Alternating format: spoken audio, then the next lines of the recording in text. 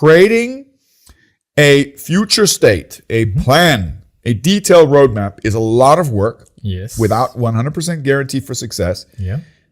But it still requires, as Deming once said, plan, do, check, act. Yes. Plan, do, check, act.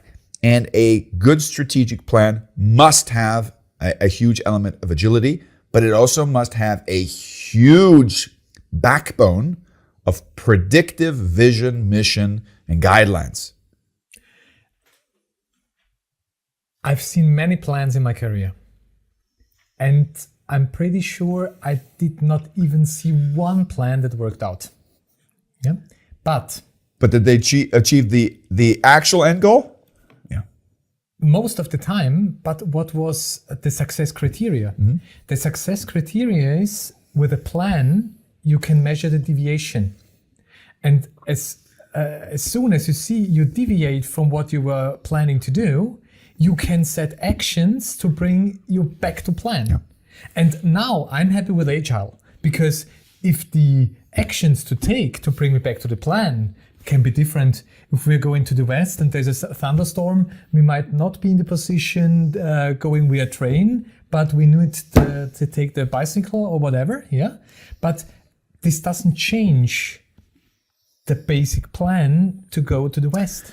I'm going to go even a step further, because the lack of clear transparency on all levels of the organization, so involving the whole organization in strategic implementation on their level is important. Yeah.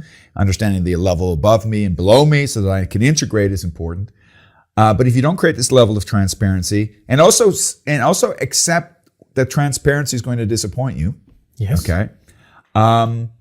The problem in German we call it Schönfärberei, which means to paint it a pretty color if it's off. The problem with that, and if you look at a lot of these large capital projects like Airport Berlin or Stuttgart 21 or the Sydney Opera House that cost 10 times, Sydney Opera House cost 100 times more than it was supposed to. 100 times. Wow. Yeah. I mean, even if you look at the original budget and timeline that they conceived back in the 1950s, 60s, you'd say that's unreal. I think the original estimate was like 7 million Australian dollars. And I don't know anything about building buildings, but I know you can't build an opera house that looks like that for 7 million, right? I would just say so, yeah. So, and there's political things that are taking place there. But the problem with this is, instead of having in place a staff position like a PMO that does portfolio management and contributes and shows and creates this transparency and communicates it openly, which is painful because it's embarrassing, yes, right? Yes. And celebrating that transparency says, okay, we're off, but let's navigate it. Let's work with it. Mm-hmm. The difference is, and this is what I often say, if a project is, let's keep it simple, 3 times more expensive than it was originally planned, mm-hmm. had they dealt with it in an honest, transparent way, it might have been 20% more expensive than 300 times more expensive. Because the not dealing honestly on all levels creates even more mistakes and even more redundancy and even more wasted time. Yes. You know? So I think this paradox is something that we all have to come to terms with. You need a plan. Your plan is not absolute.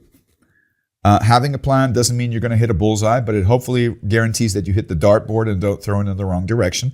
And it doesn't cost 200, 300 times more than it should, right? And it's a guideline. And you know, this is another phenomenon that I often have. If you look at a lot of the projects, for example, the airport in Berlin, I don't care how much more expensive that it was. Is it working? Is it fulfilling its purpose? From my experience, the higher the level in the organization is, your position is, mm-hmm. The larger becomes the part of what we call in project management the topic change management. And when you are on an executive level, you don't do anything else besides defining vision and strategy. But that's nothing you do every day different because this needs to be stable. But you need to manage the change all the time to achieve the large-term goals.